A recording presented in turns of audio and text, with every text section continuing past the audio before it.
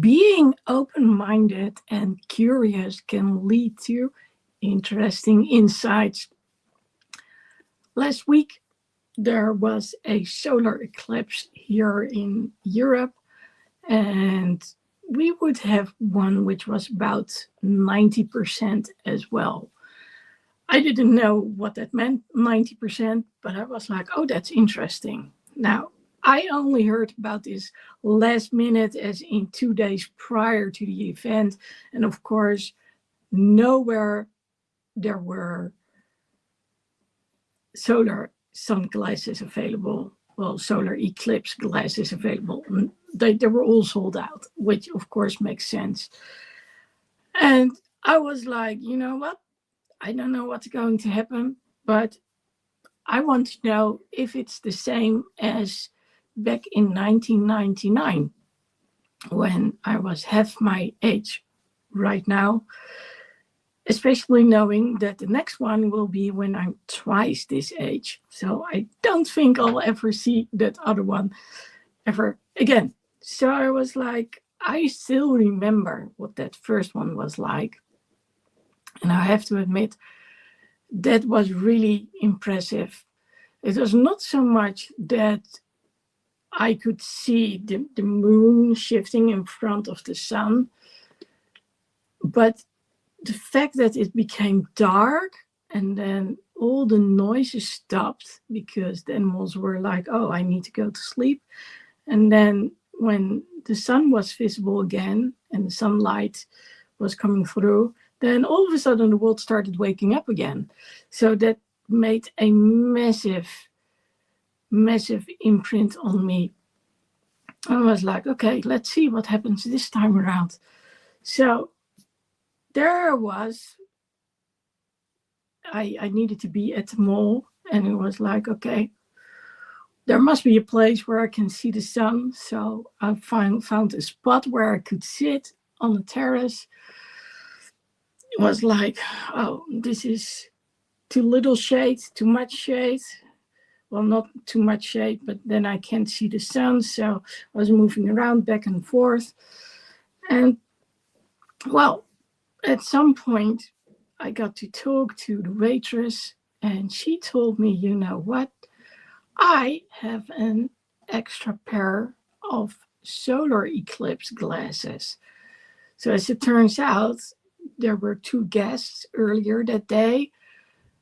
They had 3 pairs of glasses, and they said, well, we don't need 3. So how about you take one, and then maybe you and your staff can see what's happening. So she said, well, if you want to, you can also use it. So not all the time, but, you know, we would just go around, the thing would go around and everyone could get to witness it. And I thought that was a wonderful idea. So there I was, and more people were sitting down, and then the solar eclipse glasses started circulating, and it was like, you know what? I'm going to take my camera, I'm going to put it against the solar glasses, and then I'm going to take pictures. So I took numerous pictures, so you could actually see what was going on and how the moon was blocking the sun. And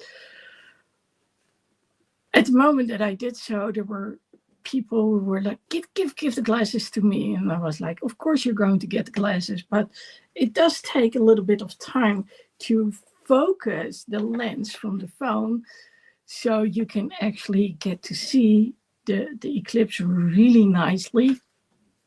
But yes, we circled it around through the restaurant, and then at some point when the light was fully back again, we couldn't see anything anymore because trees were in the way.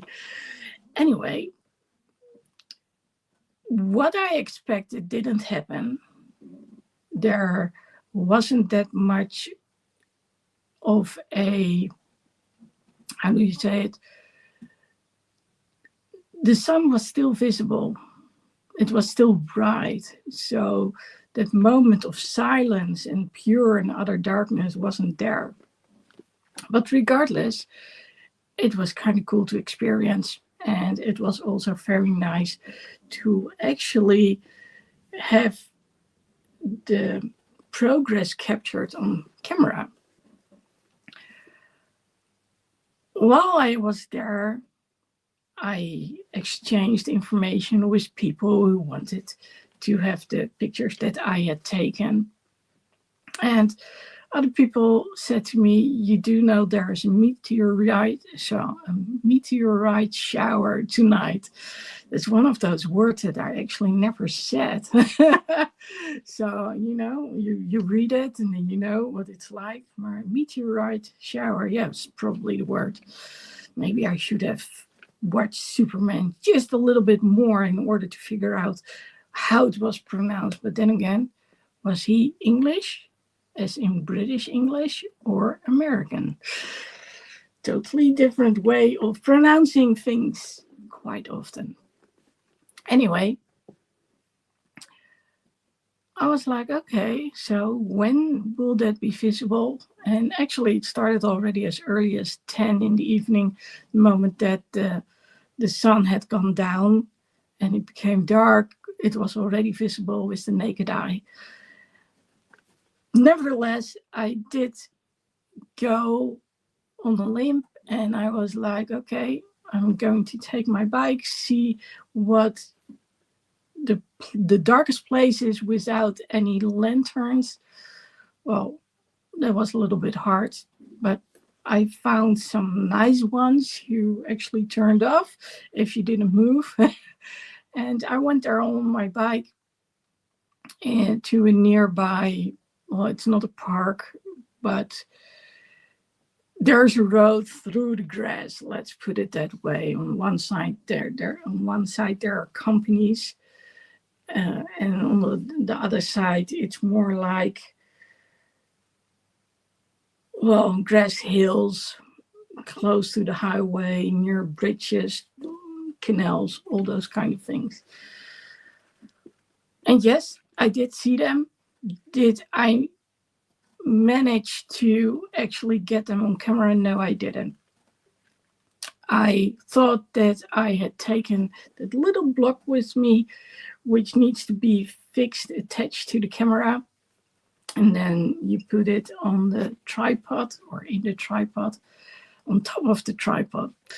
And well, as it turns out, didn't bring it with me, even though I had checked, but apparently not thoroughly enough.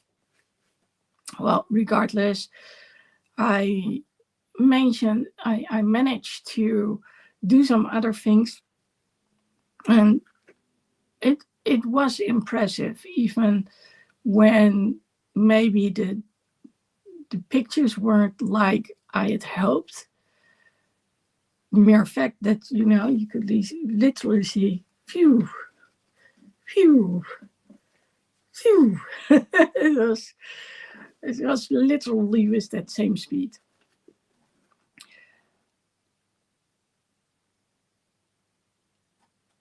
That was not all. When I was there, I also heard a different story. And because I was there till late, still editing the pictures for the people, I was actually surprised to learn that I was sitting in a restaurant or on the terrace of a restaurant, which was linked to Pavarotti. And Pavarotti is actually another restaurant at that location, but I also know it from a place near the beach where I tend to go every once in a while. So this place was very intimate. It was nice. People were so kind. I always have to take allergies and food intolerances into consideration. Things I react to because I'm allergic to birch pollen, and that has a reaction to other things as well. certain foods. And because of my mast cell disease, those things don't really mix very well. But they were very kind. They helped me out. And when he started talking about Pavarotti, I said, well, I only know the other one. And then he said, well, same owner. I said, oh, okay, interesting. And then he started sharing something about the Shark Tank. Now, in case you're wondering, you were talking about being open, right? And why it's a good thing or not. Why are you talking about this? I'm getting there, no worries. So he then explained to me that you have to pay a little extra. I said, yeah, I know. I also know that at some point that was the reason I didn't do it, because I was like, really? Just to be seated close to the sharks, I have to pay extra? But in reality, there was a whole different reasoning behind it all. And the reasoning is that the sharks, well, they need food and they grow up to be quite long. And the tank needs cleaning too. And so they're sort of like a halfway house. So from what I gathered, they raise the baby sharks until they are like, 5 feet, I think, 1.5 meters. And that's when they go to a different location. I'm not sure what that location is, but it's part of a whole system. And I was like, oh, that's cool. So this week, I have been editing the solar eclipse pictures and reels. And I also went searching for the pictures of the sharks. And I found them, created some more reels, did a voiceover. And I was very content, but most of all, I was pleasantly surprised, grateful too, like, wow. And it made me realize that this is one of the things that I actually love to do. Talk to people, sort of interview them, and, if I would be able to do it so on camera, say, for instance, during a live, yeah, that would be very cool. And every once in a while, I do have that possibility, but that it has been a while. So it was good to remember my purpose. And today, I was thinking about, okay, so what am I going to share on my life? And pretty quickly, it was about being open to something or not. So back in the days, most likely, I wouldn't have done this. I needed to be at the mall anyway, so that was easy. But I wouldn't have been like, okay, 7:15 or 7:10, I need to be in a spot where I can see what's happening. But this time I was like, okay, I don't have the glasses, I'll see what happens. And guess what? All of a sudden, someone had left those glasses and about 20 or 30 people actually got to enjoy it. So, I mean, how cool is that? And on top of that, of course, I heard about the meteorite shower and about the shark in the Shark Tank on the other side of town. And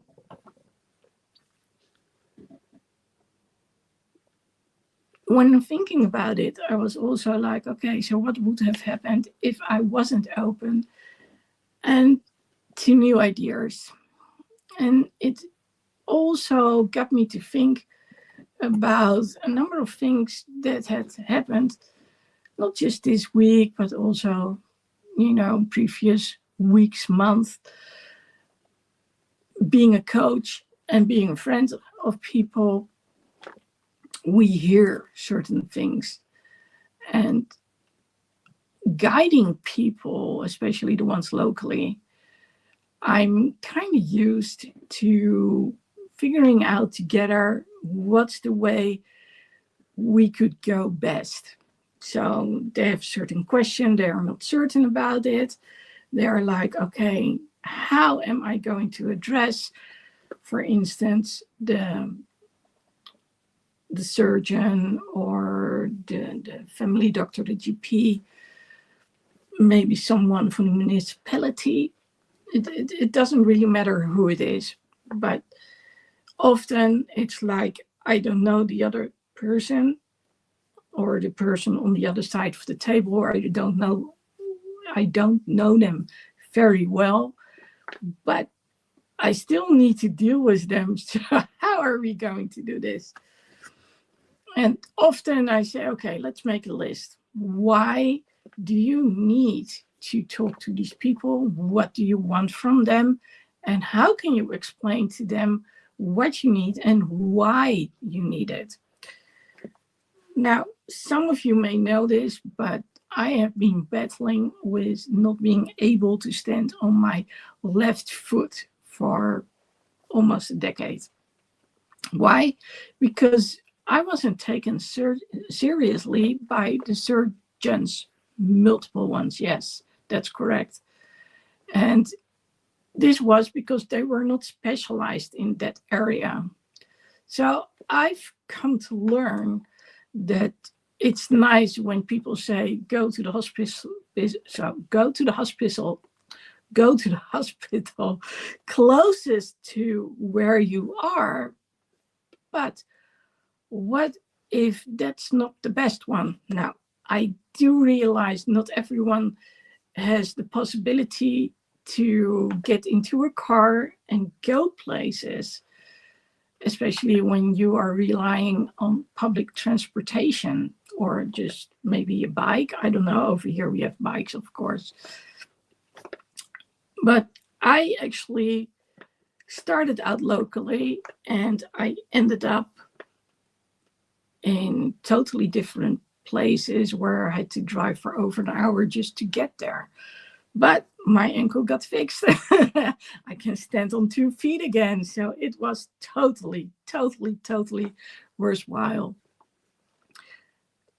But in those years, I have learned that I needed to be specific, but also think outside of the box.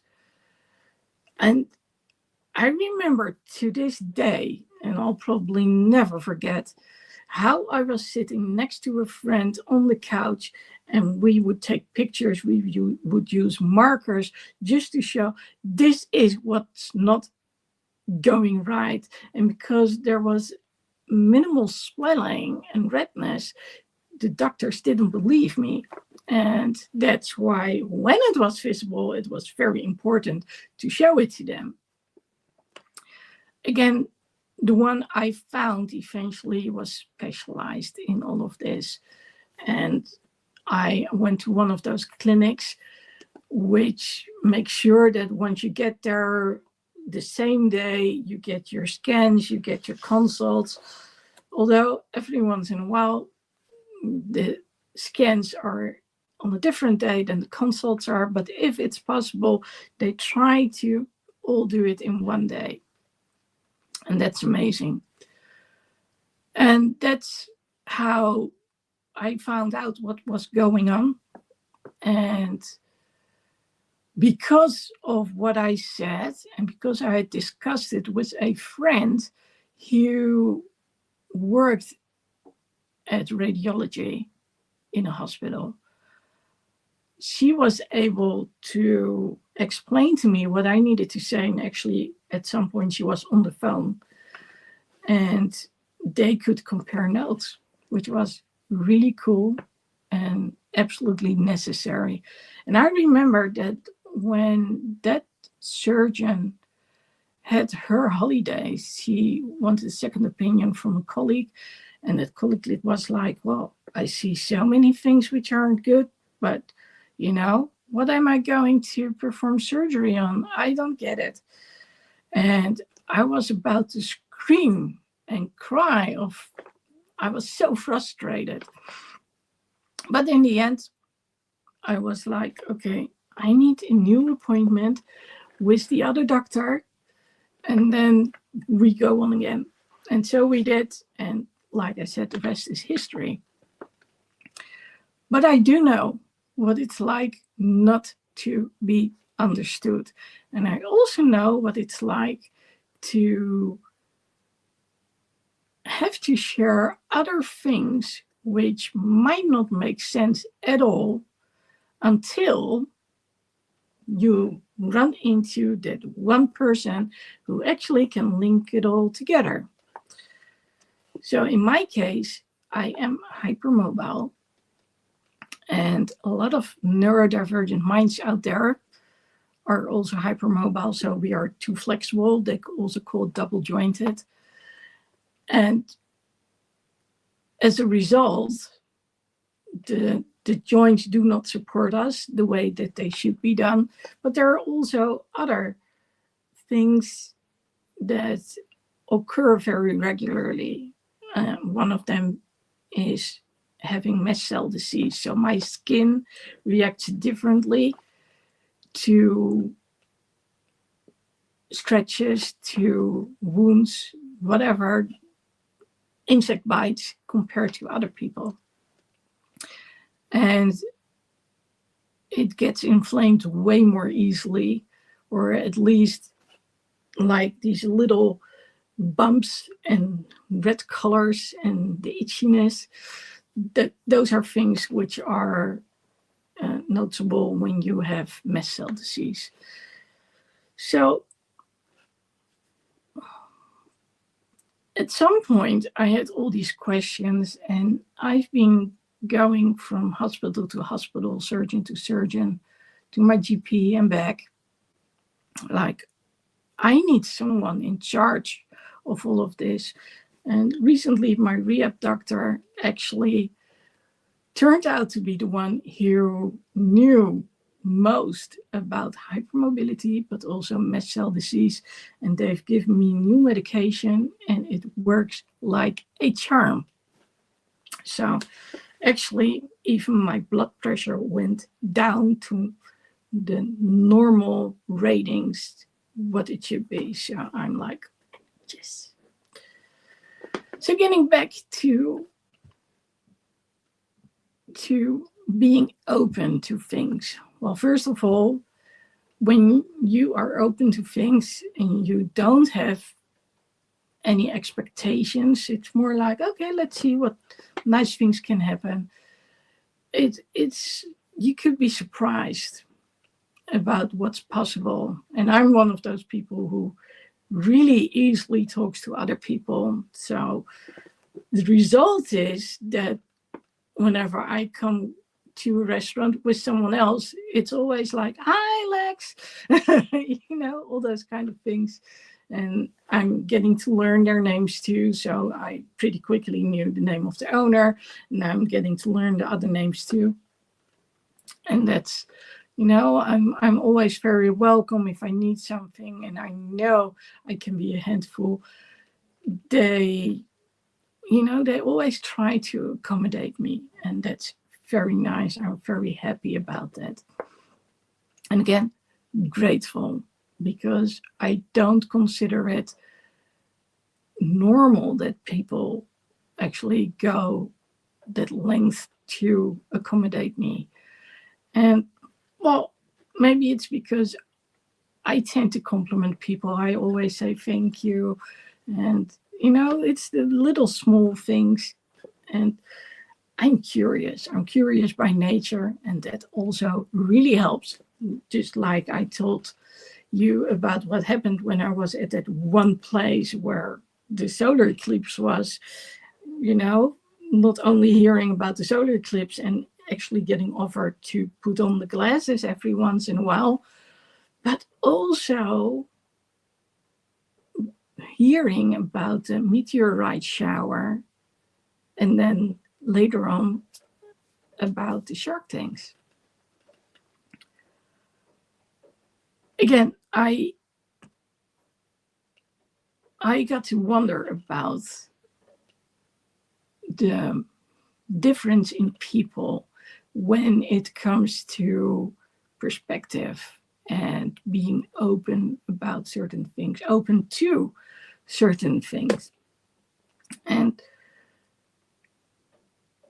I'm somewhat in a luxury position that people actually, well, by the time that they come to me because they want help. They have heard about me, and people have said, if you want someone who's going to create perspective for you, then you need to go see Lexi.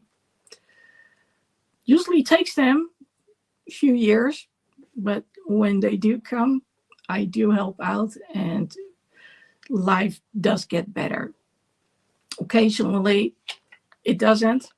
I've had one client, and she, long before she knew me, she had decided to opt out. And, well, eventually she did during COVID. And I do understand why. There was so much doubt going on in her mind. And when you get so many people give you different or various advice, then it can be hard to think about, okay, what is it that I can do? My goal is to have people believe in their strengths and in their possibilities, hence creating perspective and also helping them to make it possible by talking to, whether it's schools or employers or whoever can help in their environment. So yes, losing one was hard, but well, in the end, I cannot decide for them what they need to do. It's their choice, and I have to believe that she is in a better place, even if it's just quiet, like never having to worry about anything anymore. I know she did this deliberately. She called a number of people to say goodbye, so she was okay with what happened. Getting back to, are you open to change or not? So if you have questions or you don't know how to proceed, what are you going to do to get your information? Well, I have to say, in this day and age, of course, we have Google AI. We also have different AIs. So what I've learned, and of course, depending on what you need to know, you'll go to the right AI. You need to be very specific. So nowadays, a friend and I, we tend to Google certain things, and she says, I'm getting a different outcome than you do. I said, yeah, that could be right. So did you also list this, that, and the other? And here's the thing with Google AI. If you open a new thread, then you have to repeat just about anything. They know your name, and that's about it. No date of birth, nothing. So everything you've told in a different thread is gone. And because of this, when you repeat certain things enough times, especially when there are different components linked to certain things. So for me, being hypermobile, experiencing mast cell disease, the blood pressure that actually has gone down since I've got all the different types of medication which calm down the mast cells. I tend to come with new information, and then I realized, oh, but hang on, they didn't know this, that, and the other. And you can literally see the conversation shift when you add new information to everything. Now, Google AI has a very nasty habit, and I mean as in an unwanted habit. Google AI makes mistakes. Now, I don't know if this is on purpose because we want to avoid that children type in the same kind of question and then Google AI comes up with the text version, so they don't have to do anything themselves anymore. And of course, Google checks a number of sites, but they don't check if those sites are actually accurate or not. So what I've noticed is Google AI is very good at sharing something which is in the now, in the present, and all of a sudden we go back like 3 years, and I'm like, what on earth are you saying? So be specific. And then we get to the question, but what happens when you really need something because you want to work on it and everyone is telling you something? So who do you trust? And this is a very interesting one because I do believe in the concept of intuition, as in you know yourself best and you probably will know to a degree when something is off or not. So had I listened to all those people since 2014 up till 2018, I never would have gotten my ankle fixed. I mean, I even went to see the predecessor, the one who had trained the doctor who eventually fixed my ankle. But like I said, no one else, not even her direct colleague, was like, oh, yeah, sure, we recognize this. If I think about my knee, at some point I had a torn ACL, so that's the ligament on the front, which helps with the turning of the knee and keeping it in place. And I also had a tear in the meniscus. So my PT said, go see this doctor. I just met him not far away. So I went there. He immediately suggested surgery. He actually did some other stuff too. And I was like, this doesn't sit very well with me. So I went to see another one. Looked at the specifics. What has he done? What is his background? And together with that other friend I talked to you about, we went to that same clinic, actually, just different location, where I had been for my ankle. And he explained why he didn't want any surgery. Now, the good news is that the ACL actually has, well, I'm not going to say it's fixed, but it did heal. So on its own, without surgery. So I'm really, again, grateful that things worked out for the better. Now, I do have one amazing PT, physical therapist, and he knows all these things about the knee joint and all that's related to it. It's his specialty.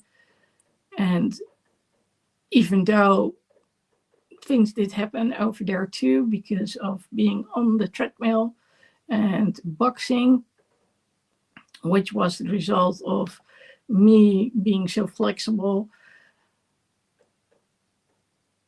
I also got the treatment that I needed. And I do believe that nowadays I'm I know about how my body works, what I should do and what I shouldn't do. So, you know, it's because I asked around, that's how I got the answers.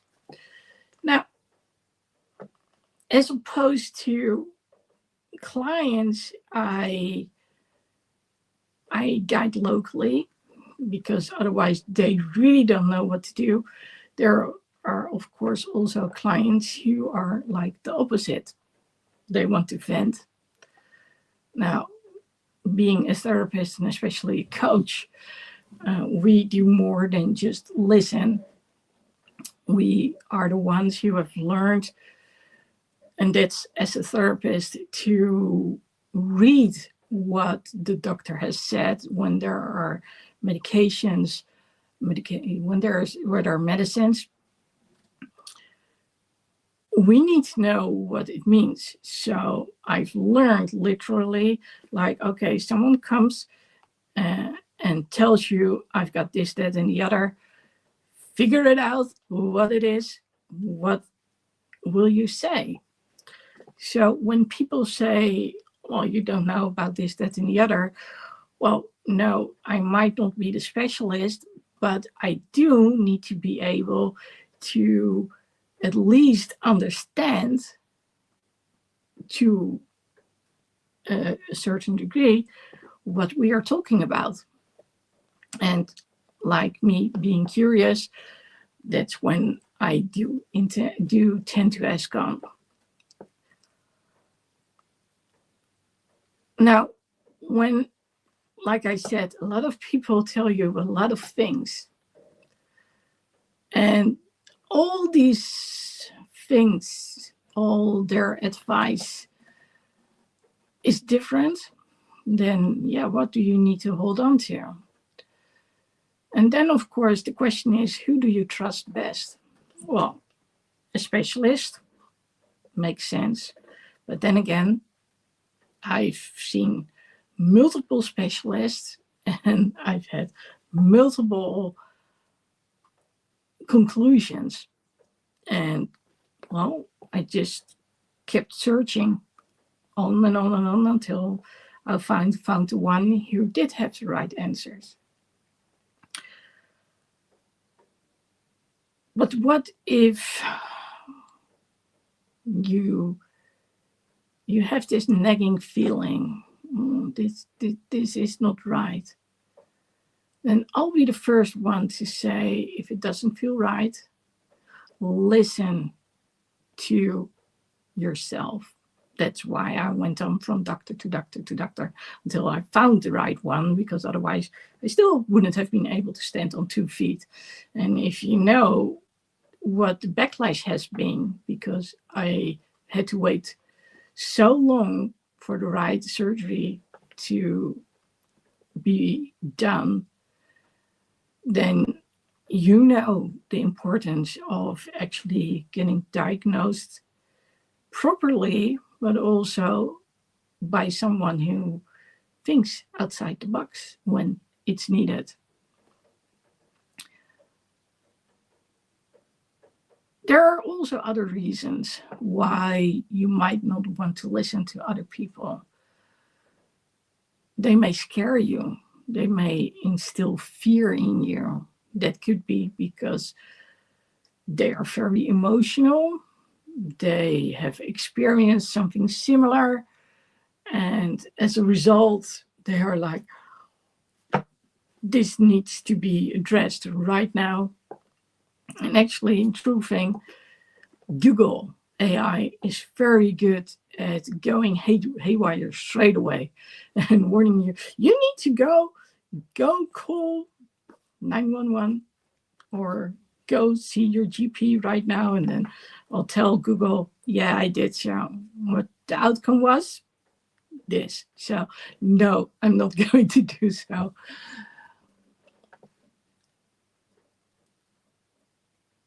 So figure out, if you say no and you don't want to listen, is it because you only want to vent your story? That could be true. So who's there for you? to listen to your story. And what do you want from people? So a lot of people are inclined to share what they believe is the right thing to do. I'm no exception when it comes to that rule. But I also learned to just listen, let people talk, take mental notes, all those kind of things. So the question is, what is it that they need and want? But when it comes to fear of the unknown, or beliefs like, this is not going to work anyway, they don't have the time, what does that lead to? Now, I'm going to change this story slightly. When it comes to my mission and my purpose, I'll tell you, my purpose is to create perspective for neurodivergent minds. And I'm one of those. I need that perspective too. So why perspective? So they don't opt out, so they don't harm themselves and others in the process.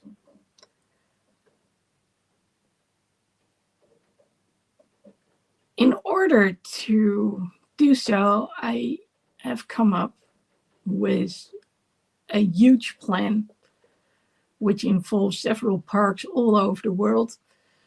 And it starts with a hub, a meeting place for neurodivergent minds. Now, I can pretty much draw what it's going to look like, but the next thing is we need data, and we need people, and we need cash, and we need board members, and we need volunteers, and we need a lot of money. So that's a whole different ballgame. Now, fortunately, I do know some people who are dealing with foundations, so nonprofit organizations. But when it comes to, but how do I get board members? That's a whole different ballgame. So at some point, I started, Googling. They came up with something. I called that number, called another number, and I got to meet them, talk to them, see what they had in mind. And from there on, I continued on. There was no way I could have thought of all the things that they presented to me. There were so many things to consider that if I hadn't asked for help from people I didn't know, nothing would have changed. Nothing would have started up. And now we are doing things slowly. The things that I do nowadays are pretty much in line with that purpose. So all the things that I'm doing, including what I'm posting on, for instance, Instagram, or right now on YouTube, are all linked to creating perspective for other people, specifically neurodivergent minds. But of course, this is not just limited to neurodivergent minds, but for those who are not heard, seen, and understood.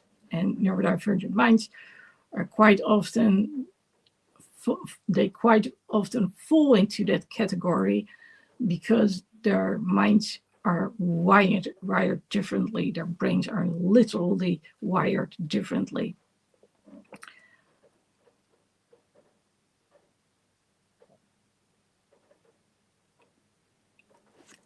If you know your purpose and you're open to things, then you have direction. It can help you by setting your goals, thinking about, okay, what are the main things that I need to do? Let's call them lanes. And from there on, go to the playbooks. So sort of like project overviews, but then my CARE Playbook actually also goes into the mindset and lets you think about certain things. And each one has the same set of questions, but the results, it can be very differently. So, of course, you want them to link together, but it helps you to actually come up with, okay, what's one thing I can do right now? And when you are afraid of change because you don't know what to expect, because you don't know much about the topic at all, then it's nice if someone can explain certain things to you and next challenges you. What are you going to do right now? And, it doesn't have to be much, but one step change, one tiny step, one thing, one tiny action step can help you see whether you are on the right path or not. And when we talk about being open to change, because, well, change happens anyway. When you're open to change, then you can start experimenting. And you can start with what feels right to you. But when those things don't work, then maybe it's also a good idea to turn into a different direction. You don't have to do it all at once. You just go with what feels right to you, maybe because of experience, maybe because of a comforting conversation you've had, maybe because you know that person knows what they're talking about, and it's not about doing something drastic, but it's about testing the waters. Will I go left or will I go right? Will I continue on or will I take a step back and see the overview? And when we talk about being open to other things, it's so immensely related to how we think about ourselves and other people. Am I worth taking up the time from others? Am I worth being taken seriously? Do I trust other people to actually listen? Just a few questions which might pop up. And when you are already convinced that no one is going to help you because you know best, or you are convinced that no one is capable of helping you because you are the only one who's experienced certain things, then how does that help you move forward? That's always the question that I'm asking people.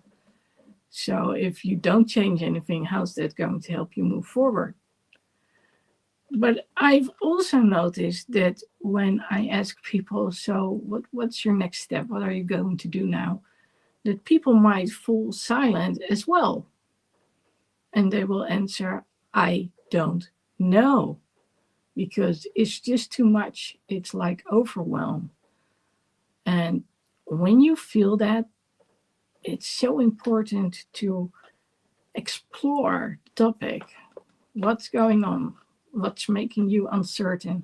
What do you need to know in order to feel less uncertain, to feel less fearful? And that's one of the reasons that I use my playbooks, because by using them and actually also coming up with additional questions, you can actually navigate in that area. Where is it that I need more answers? What is it that I need to know? What is going to reassure me? Where will I go? Who do I talk to? So if you know someone, or maybe it's you, who has doubts about certain things, who doesn't open up easily, then take the time to really listen to them. Ask on, repeat back occasionally what they have said, so they really know that you did listen. You don't have to come up with an answer. Sometimes it's just nice to get things out of your system. But maybe you do know people or ways to get answers. Just tell them and see what they can do. And when they don't respond very well, just ask, hey, what's going on? What is it that you need? And maybe they actually welcome you with open arms. So see, what can you do? This is not so much about fixing everything for someone else. It's about giving a push in the right direction, or helping someone find the right answer. And like I said, there's this one friend, and for years on end, every week we would compare notes. We would talk about things, we would take pictures, we would write things down until we noticed a certain pattern and we could explain more and more, better and better, what was going on. And that's what you eventually want. Now, getting back to being open to new circumstances, sometimes you don't want to know everything up front. It's about, okay, let life show what it can give you. And by not having any expectations, good things can happen. So, are you open to see what life has in store for you? If you just sit there with an open mind and an open heart, and the only thing that you, well, if you have to talk about have to, you don't even have to. But, giving a smile to someone else, paying them a compliment, just acknowledging, I see you, that can already make a difference. And for that person, it can also make the difference that they are like, oh, someone sees me. And they start trusting other people a little bit more. Who are you? What do you need? And if you think, oh, I heard you mention something about the CARE Playbook, I want to know more, let me know. I'll make sure that once it's uploaded, you can get to the description and get to the link in the description. But otherwise, find me, leave a comment, and I'll reach out to you. And I'll make sure that you can also get the CARE Playbook. If you have any ideas, please let me know. Leave a comment. Show people this video if they need it. And I'll see you again next week.